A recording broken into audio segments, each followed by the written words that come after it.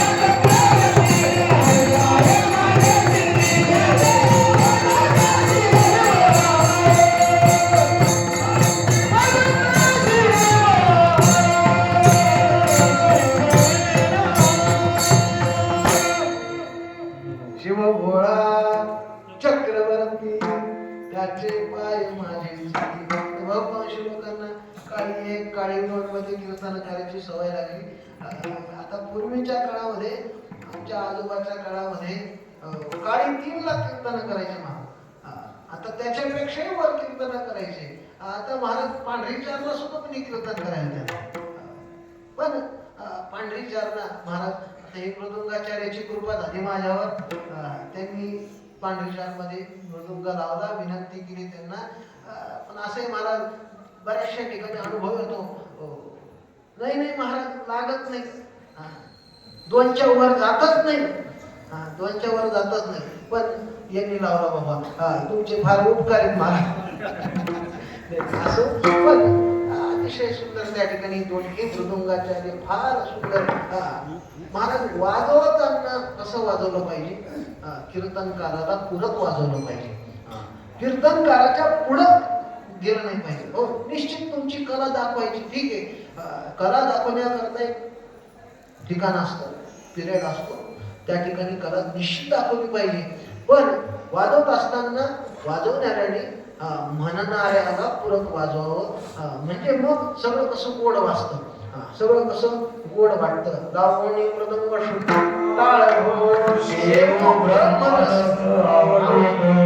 Save ब्रह्मरस, या ठिकाणी हा सगळा ब्रह्मरस आहे महाराज. ब्रह्मरस म्हणजे उसाचा रस नाही, ब्रह्मरस. ब्रह्मरस घेई काढा तेने पिढा वारे, अशा प्रकारचा हा ब्रह्मरस आहे. हा सगळा हरिनामाचा खिचडी काला आहे. म्हणून आपल्याला या ठिकाणी काय पाहिजे, नाथ महाराज काय म्हणतात ते पाहिजे. आपण काय बडबड करतो याला काही अर्थ नाही. संत महात्मे काय सांगतात याला महत्व आहे. आजकाल सगळे स्वतःची काय बडबड, मी अमुक इथं गेलतो, मी तिथं गेलतो, तू तुझं कशाला सांगतो? नाथ महाराज काय म्हणतात ते सांग, तुकोबराय काय म्हणतात ते सांग, ज्ञानोबराय काय म्हणतात हे सांग. स्वतःच्या मतीचं आपण सांगू नये, संतांनी जे सांगितलं ते सांगावं. काय म्हणतात नाथ महाराज? शिव भोळा चक्रवर्ती त्याचे पाय माझे चित्ती. नाथ महाराज या ठिकाणी भगवान शंकराचं वर्णन करतात. शिव भोळा चक्रवर्ती, या ठिकाणी 3 पद वापरलेत महाराज. शिव आहे भगवान शंकर, भगवान शंकर हा शिव आहे. शिव शंकर म्हणजेच काय? सुख. सुख शंकरवती, ती शंकर हा जो सुखाची प्राप्ती करून देतो तो शंकर आहे. तर याच्या पुढचा अर्थ रुद्र. रुद्र या शब्दाचा सुद्धा अर्थ काही वेगळा नाही. रुद्र या ठिकाणी, रुद्र म्हणजे काय? दुःख. आणि द्रावती त्या ठिकाणी हरण करतो, त्या ठिकाणी सगळं दुःख संपवतो, तो रुद्र आहे. काय रुद्र कोणाला म्हणावं? जो सगळ्या दुःखाचं हरण करणारा आहे तो रुद्र आहे.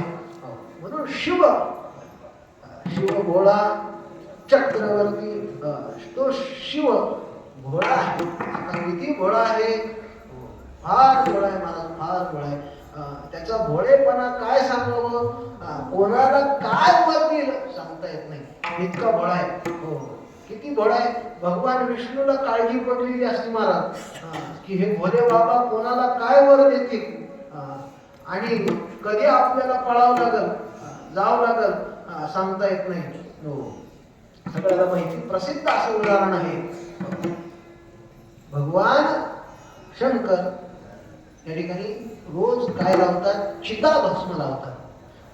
चिताभस्म त्या ठिकाणी अंगाला लावतात. महिम्न स्तोत्रामध्ये सगळ्या त्या ठिकाणी वर्णन आलेलं आहे बघा. चिताभस्म नित्य भगवान शंकर लावतात. ज्या ज्या अमंगळ गोष्टी त्या भगवान शंकर घालतात. अंगाला चिताभस्म लावतात, गळ्यामध्ये रुंड माळा, मुडक्याची माळ महाराज, कोणी घालतं का? मुडक्याची रुंड माळा आहे, रुंड माळा आहे. गजचर्म व्याघ्रांवर, गजचर्म आणि व्याघ्रांवर त्या ठिकाणी त्या भगवान शंकराने परिधान केलेलं आहे. बर, एवढ्यावर शंकर थांबत नाही. भूते वेताळ नाचती हर्षयुक्त उमापती. हो, सगळे भूते, सगळे आसुर, सगळे सगळे सगळे शंकराजवळ आहेत महाराज. सगळ्या अमंगल वस्तू, काय सगळ्या अमंगल वस्तू त्याला चालतात महाराज, त्याला त्या ठिकाणी अर्पण केले जातात. हो, तुम्ही पहा, कोणता देव धोत्र्याचं फुल घेतो? धोत्र्याचं फुल घेणारं कुणी आहे का? कोणत्या देवाला धोत्र्याचं फुल चालतं? नाही चालत. कोणत्या देवाला धोत्र्याचं फळ चालतं? महाराज काटे, त्याला काटे. काटेरी सगळे त्या ठिकाणी परत आमच्या भगवान शंकराला चालतात. हो, बर, अजून बेल फळ. आता बेल काय गोड आहे का? बेलाचं फळ गोड आहे का? नाही, कवटासारखं खायला नाही जमतं का? नाही. ज्या ज्या वस्तू सामान्य मनुष्य सेवन करू शकत नाही त्या त्या वस्तू भगवान शंकराला लागतात. बर, पुढे भंगोले. भंगोले म्हणजे काय आठवतं बघ तुम्हाला? त्या ठिकाणी त्या ठिकाणी काय भगवान शंकराला त्या ठिकाणी ह्या सगळ्या अमंगल वस्तू अर्पण करायच्या आहेत. अर्पण करायच्या आहेत पण आपण सेवन नाही करायचे. एवढं लक्षात घ्या. आपण फक्त अर्पण करायचे आहे. अर्पण करायचे आहे. बरं, धोत्र्याचं फळ खा ना एका दिवशी. बाकीच्या गोष्टी खाता. धोत्र्याचं फळ एकदा असं थोडस वाटून नाही. म्हणजे अमंगळ सगळ्या ज्या वस्तू आहेत त्या भगवान शंकराला आवडतात. नवे नवे भगवान शंकराची वरात निघली महाराज. वरात निघली. सगळे वरातीमध्ये वराडी कोण आहेत? वराडी कोण आहेत? सगळे भूताचे महाराज, सगळे असुर, सगळे पिशाच, सगळे त्या ठिकाणी वेताळ, शाकिनी डाकिनी, सगळे त्या ठिकाणी काय काय महाराज प्रकार आहेत. सगळे त्या भगवान शंकराच्या त्या वरातीत नाचतायत महाराज. कोणाला मुंडक आहे फक्त काय त्याचं धडच नाही खाली. कोणाला त्या ठिकाणी धड आहे तो मुंडकच नाही महाराज. बर, कोणाला काय आहे हात आहे तो कोणाला पायात नाही. सगळे चित्र विचित्र असे सगळे असुर भूत सगळे शंकराच्या वरातीत नाचतायत. आणि मग माग मोठ्या नंदीवर बसून भगवान शंकर आले. आल्यानंतर त्या भगवान शंकराची सासू चक्कर येऊनच पडली महाराज. तिने त्या शंकराचं ते रूप पाहिलं. शंकराचं रूप पाहिल्यानंतर त्या हिमालयाची पत्नी चक्कर येऊन पडली महाराज. चक्कर येऊन पडली. ती म्हणे आता माझ्या मुलीचा संसार याच्यासोबत कसा व्हायचा? चक्कर आली तिला. मला सांगायचं काय की सगळ्या अमंगल वस्तू त्या भगवान शंकराकडे आहे. परंतु एवढ्या सगळ्या अमंगल वस्तू असून तो भक्तांचं मंगल करतो महाराज.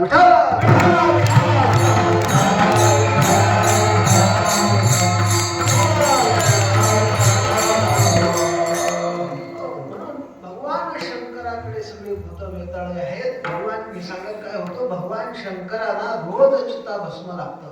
बर, चिता भस्म लावतात तर मग ते कोणाचं लावतात? ते त्या ठिकाणी ब्राह्मणाचं लावतात महाराज. ब्राह्मणाचं लावतात. बरं ठीक आहे, ब्राह्मण नाही भेटला तर वैष्णवाचं तरी लावतात, शैवाचं तरी लावतात, भगवत भक्ताचं तरी चिताभस्म अंगाला लावतात. पण असं झालं तो ते चिताभस्म आणण्याकरता भस्मासूर नावाचा एक राक्षस भगवान शंकराने नेमलेला होता. त्यांनी रोज भगवान शंकराकरता चिताभस्म आणावं, भगवान शंकराला द्यावं. पण असं झालं त्याला अनेक वेळेस चिताभस्म भेटना गेलं. आता रोज चिताभस्म कुठून आणावं? पूर्वीच्या काळात काही लोक रोज मरत नव्हते. आताच्या काळासारखं आला कोरोना की धडाधड माणसं मेले महाराज. धडाधड माणसं मेले. शेवट त्या ठिकाणी त्यांची राख सुद्धा गोळा करता आली नाही. एवढी परिस्थिती. मला सांगायचं काय की तेव्हा लोक मरत नव्हते. मग भस्मासूर म्हणला देवा लोक काही लवकर मरत नाही. हजार वर्ष त्या लोकांचं आयुष्य आहे. सतयुगामध्ये 1 लाख वर्ष माणसं जगत होते. 1 लाख. इथं 100 मिनिट पूर्ण होईना. 100 मिनिट पूर्ण होईना. बर, 1 लाख वर्ष जगत होते. पुन्हा ते 1 लाखावरून त्रेतायुगामध्ये 10,000 वर्षावर आले. 10,000 वर्ष माणसाचं आयुष्य होतं. पुढे तेच आयुष्य द्वापार युगामध्ये 1,000 वर्षाचं झालं. 1,000 वर्षाचं झालं आणि 1,000 डायरेक्ट 100वर आलं. आता 100वरून डायरेक्ट 50वर आलं. आता 50वरच मारत तरुण पोरं लगेच मारायले. आता ते कशाने मारायले हा भाग वेगळा, पण मारायले हे तर खरं आहे. असो अशा पद्धतीने तो भस्मासूर म्हणायला देवा हे काही मरत नाही किंवा मरत नाही, काय करावं? ठीक आहे, देव म्हणले काही हरकत नाही, मी तुला वर देतो म्हणे. तू ज्याच्या डोक्यावर हात ठेवशील तो माणूस जागेवर भस्म होईल, जागेवर त्याची राख होईल. ठेव म्हणे कोणाच्याही डोक्यावर हात ठेव. त्याच्या डोक्यावर हात ठेवला की तो भस्म. महाराज रोज त्यांनी माणसं मारावे, भस्म आणून द्यावं. रोज त्यांनी माणसं मारावे, भस्म आणून द्यावं. भस्म आणून द्यावं असा सगळा प्रकार चालू झाला. त्यांनी सुरुवातीला महाराज ब्राह्मण मारले. ब्राह्मण झाले, माळकरी मारले. अरे मारायची शोधे तर जरा खाणारे पिणारे मारायचे ना. खाणारे पिणारे नाही मारले. त्यांनी चांगले चांगले माळकरी मारले, चांगले चांगले संत मारले, साधू मारले. सगळ्या देवाला काळजी पडली. सगळे देव गेले भगवान विष्णूकडे. भगवान विष्णूला सांगू लागले, नारद महर्षी म्हणू लागले, देवा अहो त्या भगवान शंकराने वर दिलाय भस्मासुराला. तो ज्याच्या डोक्यावर हात ठेवल तो भस्म होतोय. चांगले चांगले देव सुद्धा भस्म करून टाकले महाराज त्यांनी. चांगले चांगले देव भस्म केले. आता तुम्ही वाचवा. देव म्हणे नाही जाऊन तिकडे मी येत नसतो म्हणे. ते कोणाला सुद्धा काही वर देतात म्हणे आणि सगळं मला सावरण्याकरता मला यावं लागतं. एकदा त्यांच्यावर आपत्ती होऊ द्या मग जाऊ. त्यांना भोगू द्या एकदा त्यांच्यावर वेळ आली की मग त्यांना समजल म्हणे. तोपर्यंत भगवान शंकराकडे आपल्याला जायचं नाही. नारद महर्षी म्हणजे ठीक आहे बा आता काय करावं. एक दिवशी नारद महर्षी फिरता फिरता त्या भस्मासुराला भेटले. नारायण नारायण म्हणजे त्याला वाटलं चांगलं गिऱ्हाईक सापडलं म्हणजे आज या नारद महर्षीला भस्म करून टाकू. नारद महर्षीच्या डोक्यावर हात ठेवणार. नारद महर्षी म्हणाले, अरे भस्मासुरा मला भस्म करून काय भेटणार आहे. तू उलट असं कर, त्या भगवान शंकरालाच भस्म करून टाक. म्हणजे तुला सगळ्या कैलासाचं राज्य पण भेटत आणि भगवान शंकराची सुंदर लावण्य स्वरूपीने असणारी पार्वती ही पत्नी देखील भेटत. त्या भस्मासुराला लक्षातच आले की म्हणजे आतापर्यंत मी वेगवेगळे सगळे मार्ग फिरलो म्हणे. सुरुवातीला प्रयोगच शंकरावर करायला पाहिजे होता म्हणे. गेला महाराज कैलासात गेला. कैलासात गेल्यानंतर भगवान शंकर म्हणाले, करे भस्मासूर आला का. कुठे भस्म कुठे. नाही म्हणे आज तुमचंच भस्म करायचं. असं म्हणल्यानंतर भगवान शंकर पळायला लागले. महाराज भगवान शंकर पळायला लागले. भगवान शंकर माग, भगवान शंकर पुढं आणि तो भस्मासूर माग पळायला लागले. वास्तविक पाहता भगवान शंकराला त्याला भस्म करता येत नव्हतं का. सगळे लिहिलं महाराज ऐका. मग भगवान शंकर पळायला लागले. हा भस्मासूर त्यांच्या मागे हात ठेवण्याकरता पळायला लागला. झाला असा प्रकार. भगवान शंकराने भगवान विष्णूचं स्मरण केलं. स्मरण केल्या केल्या भगवान त्या ठिकाणी प्रकट झाले आणि झाल्यानंतर कोणत्या रूपात आले. मोहिनीच्या स्वरूपात आले. अतिशय लावण्य राजस सुकुमार त्या ठिकाणी स्वरूप धारण केलं. धारण केल्यानंतर ही मोहिनी त्या ठिकाणी त्या भस्मासुराला भेटली. भस्मासुराला भेटल्यानंतर ती मोहिनी म्हणू लागली, अरे भस्मासुरा कुठं पडतोय. ते म्हणजे त्या शंकराला भस्म करायचंय आणि मग त्याची पार्वती मला बायको भेटल. त्या पार्वतीच्या काय नादाला लागला तू. तुला त्या ठिकाणी मी तुझ्याशी लग्न करते म्हणे. माझ्यापेक्षा पार्वती सुंदर आहे का. नाही माझ्यापेक्षा पार्वती सुंदर नाही. तो भस्मासूर मोहित झाला आणि मोहित झाल्यानंतर ती मोहिनी म्हणू लागली, भस्मासुरा मी तुझ्याशी लग्न करते. महाराज मग भस्मासुराला त्या ठिकाणी त्या मोहिनीने काय अड घातली. माझ्यासारखं नाचावं लागल. महाराज माणूस कोणाच्याच तालावर नाचणार नाही पण बायकोच्या तालावर नाही. तो किती महाराज बाहेर इकडं किती महाराज मोठ्याने टळकऱ्या फोडू द्या, बाहेर किती वाद असू द्या, तो बायको समोर काय होतो. शनी होतो. त्याला भावच लागतो महाराज. आणि ते चांगल्या माणसाचं लक्षण बरं का. असं आहे घर संसार जर का चालवायचा असेल तर बायकोला म्हणायचं हो तू म्हणशील तसं आपल्याला जे करायचं ते करायचं इकडं. तो बायकोला काय म्हणायचं हो नाना काय म्हणायचं तू म्हणशील तसं एवढंच मात्र लक्षात ठेवायचं. हो त्यावेळेस ती म्हणली मी जसं नाचत तसं नाचावं लागल. मग नाचायला लागले महाराज. भस्मासूर नाचायला लागला. नाचता नाचता देवाने असा गुढग्यावर हात ठेवला. कोणी? मोहिनी. गुढग्यावर हात ठेवला. त्या भस्मासुराने सुद्धा गुढग्यावर हात ठेवला. त्या ठिकाणी मोहिनीने पुन्हा असा खांद्यावर हात ठेवला. पुन्हा खांद्यावर हात त्या भस्मासुराने ठेवला आणि असा डोक्यावर हात ठेवला. झाला महाराज भस्म. झालं त्याचं काम. भगवान शंकराला हे म्हणलं मी, भगवान शंकरा, हो आता तुम्ही कोणाला वर देऊ नका म्हणा. वर देताना थोडा मागचा पुढचा विचार करत जा. त्याच्यात काही थोडंफार ठेवीत जा. एक्सेप्शन. हो काय एक्सेप्शन काय ठेवायचं? कमीत कमी एवढं तर म्हणायचं ना की मी सोडून सगळ्याला भस्म करता येईल. त्याच्यात काही मागं पुढे विचारत नाही. इतका भळ आहे मला, इतका भळ आहे, इतका भळ आहे. काय विचार नाही. भक्तावर इतका प्रसन्न होतो. सगळ्यात भोळ दैवत कोणतं आहे? तर हे भगवान शंकराचं दैवत आहे.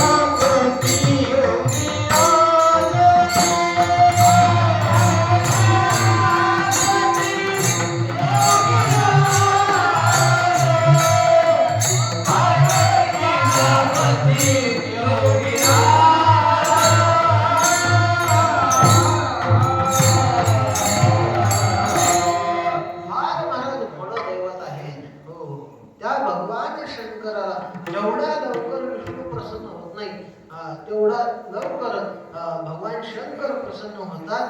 म्हणून पहा तुम्ही, भगवान शंकराचे भक्त सगळे महाराज श्रीमंत आहे. त्यांच्याजवळ काही कमतरता आहे का? नाही महाराज. भगवान शंकराचा भक्त रावण, रावणाकडे किती घर होते? शुद्ध कांचनाची 7 कोटी, 7 कोटी घर शुद्ध सोन्याची घर होती. आजचा काय भाव आहे महाराज? भाव काय आजचा? माता मावल्याला विचारा. नाही तर महाराज कापसाचे पैसे आले की चालले महाराज. ग्रॅम 2 ग्रॅम 50 मणी 100 मणी घ्यायला जातो ते. आता महाराज 7-8 मणी येतात का नाही हा प्रश्न आहे. जाऊ दे, आपल्याला काय करायचं? सांगायचं तात्पर्य एवढं आहे, भगवान शंकराचे भक्त श्रीमंत आहेत. शंकराचे भक्त श्रीमंत आहेत. रावणाकडे ऐश्वर्य, एवढं मोठं ऐश्वर्य आहे. भगवान रावण त्या ठिकाणी भगवान शंकराची उपासना रावणाने केली, एवढी कठोर उपासना कोणी केली? आपण भलेही रावणाला नावं ठेवतो, निश्चित सीता मातेचं हरण केलं, अनेक देवतांना त्रास दिला, मोठा त्या ठिकाणी पापीच होता, दुर्जनच होता, परंतु भगवान शंकराचा भक्त होता. भगवान शंकराचा भक्त असल्याने एक दिवशी त्या ठिकाणी त्याची माता कैकसी नाही बरं का, कैकसी नावाची त्याची माता रोज वाळूंचं शिवलिंग करून त्या शिवलिंगाची उपासना करत होती. आजही माता मावल्या नदीवर स्नानाला गेल्या तर वाळूंचं शिवलिंग करतात, तिथं महादेव करतात आणि मग त्याची उपासना करतात आणि मग घरी येतात. भगवान त्या ठिकाणी शंकराची उपासना रावणाने पाहिली. रावणाने विचार केला, आपण एवढे मोठे शिवभक्त, एवढं मोठं ऐश्वर्य, आणि आपल्या आईने वाळूच्या लिंगाची उपासना करावी. वाळूच्या लिंगाची? हो नाही. आपण असं करू, आता भगवान शंकराला प्रसन्न करून घेऊ आणि काय करू, त्याचं आत्मलिंग मागून आणू. आत्मलिंग भगवान शंकराची उपासना करण्याकरता राहून बसला, कठोर तपश्चर्या केली, नवे 10 शीश अर्पण केले. 10 वेळा आपलं शीश कमल पुष्प ज्याप्रमाणे देवाला कमी पडलं होतं, तसं या रावणाची परीक्षा देवाने घेतली. शीश कमल त्या ठिकाणी अर्पण केलं, आपले 10 शील अर्पण केले, म्हणून तो तशानंद झाला. अर्पण केल्यानंतर भगवान प्रसन्न झाले. प्रसन्न झाल्यानंतर त्या रावणाला म्हणाले, रावणा तुला मी माझा आत्मलिंग देतो. आता आत्मलिंग साधारण का ते, सगळ्या त्रैलोक्याला व्यवस्थी घालणार, नवे त्रैलोक्याचा विनाश करण्याची सामर्थ्य त्या आत्मलिंगामध्ये. साधारण आहे का, इतकं बळ्या मारा देऊन टाकलं. कोणाला द्यायला, कोणाच्या हातात द्यायला याचा काही विचार आहे का? फक्त माझा भक्त आहे, तो कसा आहे, काय आहे, त्याने काय कुठाने केले, काही त्याच्या भगवान परमात्मा डोक्यात आहे काही नाही. फक्त याने मला माझी उपासना केली, याने माझी भक्ती केली, म्हणून याला आत्मलिंग. बरं ठीक आहे, दिलं काढून आत्मलिंग. आत्मलिंग काढून दिल्यानंतर इकडे देवाला त्या ठिकाणी प्रश्न पडला. सगळे देवादी गणपती बाप्पाकडे आले. म्हणजे गणपती बाप्पा हा रावण आता ते आत्मलिंग घेऊन चाललाय, सगळ्या जगाचा नाश करण्याचं त्या ठिकाणी सामर्थ्य या शिवलिंगामध्ये, आत्मलिंगामध्ये आहे. आता तुम्ही याच्यावर काहीतरी उपाय करा. अशी गोष्ट आहे, आधीच हा रावण मरकट आहे म्हणे, आणि हा मरकट त्याच्यात हा माकड आहे, आणि माकड असून त्याच्यात परत हा दारू पेलाय, परत त्याला इंगळी चावली. सगळा हा असा प्रकार झालाय. आता तो किती वेळे पिसपणा करतोय. परत एवढ्यावर थांबलं नाही, परत त्याला भूत लागलंय. काय लागलं? भूत लागलंय. आता हा रावण काय कराल याचा काही नियम नाही, आता काहीतरी करा. मग गणपती बाप्पांनी युक्ती केली. गणपती बाप्पांनी गुराख्याचं रूप धारण केलं आणि तो रावण जिथून चालला होता तिथून गाई राखायचं नाटक करायला लागले. आणि नाटक करत असताना त्या रावणाला सांगितलेलं होतं, हे बघ रावणा, तू हे लिंग घेऊन चाललाय, पण जर का तू हे लिंग खाली ठेवलं तर ते त्याच ठिकाणी राहून जाईल, पुन्हा ते तिथून निघणार नाही. तुला लघुशंका आली, काही इतर झालं, खाली ठेवायचं नाही, तिकडे घेऊन जायचं नाही, असे सगळे नियम देवाने सांगितले होते. मग गणपती बाप्पांनी युक्ती केली, याला लघुशंका आणली महाराज. आली नाही, आणली महाराज, आणली मायेने आणली. आणल्यानंतर तो कासावीस व्हायला लागला. आणि मग कासावीस व्हायला लागल्यानंतर त्यांनी पाहिलं गणपती बाप्पा तिथं होते गुराख्याच्या रूपात. त्या गुराख्याला आवाज दिला, ए गुराख्या इकडे, हे आत्मलिंग आहे देवाचं, तुझ्या जवळ ठेव, मी आत्ता येतो लघुशंका करून. गणपती बाप्पा म्हणजे झालं काम आपलं, झालं काम, घेतलं. हे बघ, मी त्या ठिकाणी गणपती बाप्पाने सांगितलं, हे बघ मी तुला 3 वेळा आवाज देईल, जर का तू आला नाही तर मी खाली ठेवून निघून जाईल. तो म्हणला ठीक आहे. 3 वेळेस आवाज द्यायला काय, आत्ता गेलो ना आत्ता आलो नाही. कुठं जायचंय? लग्न करायला जायचं, लघुशंका करायला. किती वेळ लागतो? गेला महाराज, लग्न करायला लागला. किती वेळ केली? अख्खा समुद्र तयार झाला, पण याची लघुशंका संपत. ती काय खरी होती का? मायेने आणलेली होती, गणपती बाप्पाने आणलेली होती. म्हणून त्या ठिकाणी 3 वेळेस आवाज दिला आणि तिथंच ठेवून दिलं. आजही गोकर्ण महाबळेश्वरला आपल्याला त्याचं दर्शन घडतं. मग ठेवल्यानंतर ते ओढून काढण्याचा प्रयत्न कोणी केला? रावणाने केला. ओढत असताना त्या गायीच्या कानासारखं ते झालं, म्हणून त्याला गोकर्ण महाबळेश्वर म्हणलं गेलं. गोकर्ण त्याचं नाव पडलं. म्हणून मला यातून एवढंच सांगायचं, भगवान शंकर भोळे आहेत. शिव भोळा चक्रवर्ती त्याचे पाय माझे शिव भोळा आहे, चक्रवर्ती आहे.